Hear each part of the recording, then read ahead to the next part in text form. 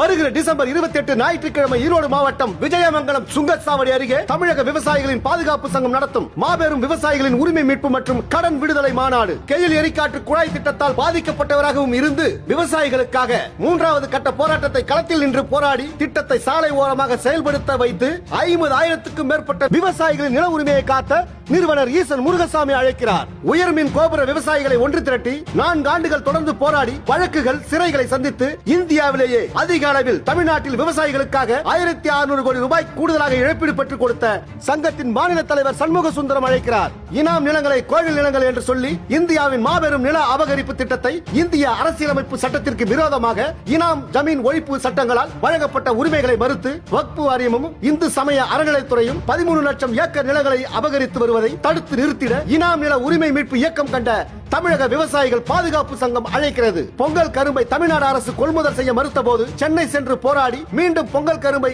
தமிழ்நாடு அரசை கொள்முதல் செய்ய வைத்த சங்கத்தின் பொதுச் செயலாளர் முத்து விஸ்வநாதன் அழைக்கிறார். சேலம் நாமக்கல் மாவட்டங்களில் 81,000 விவசாயிகளுக்கு கூட்டுறவு பயிர்க்கடன் தள்ளுபடி மறுக்கப்பட்ட போது 3 மாதங்கள் தொடர்ந்து போராடி பெற்றுக் கொடுத்ததோடு தமிழ்நாடு அரசு விவசாயிகளுக்கு பயிர்க்கடன் கொடுப்பதற்காக சிவில் ரிப்போர்ட் பார்க்கப்படும் என்கிற உத்தரவை எதிர்த்து போராடி ரத்து செய்ய வைத்த சங்கம் பால் விவசாயிகளுக்காக உற்பத்தி மானியம் வேண்டும் என்கிற கோரிக்கைக்காக போராடி ஆவின் விவசாயிகளுக்கு லிட்டருக்கு 3 ரூபாய் உற்பத்தி மானியம் பெற்றுக் கொடுத்த தமிழக விவசாயிகள் பாதுகாப்பு சங்கம் அழைக்கிறது. ஜாதி மதம் அரசியல் கட்சிகளை கடந்து பச்சை துண்டோடு விவசாயிகளாக குடும்பத்துடன் வாருங்கள், கடன் தள்ளுபடி பெறுவோம், ஒவ்வொரு ஏக்கருக்கும் ஆண்டுதோறும் ரூபாய் 30,000 உற்பத்தி மானியம் பெறுவோம், உரிமைகளை மீட்போம், வாரீர் வாரீர், குடும்பத்துடன் வாரீர்.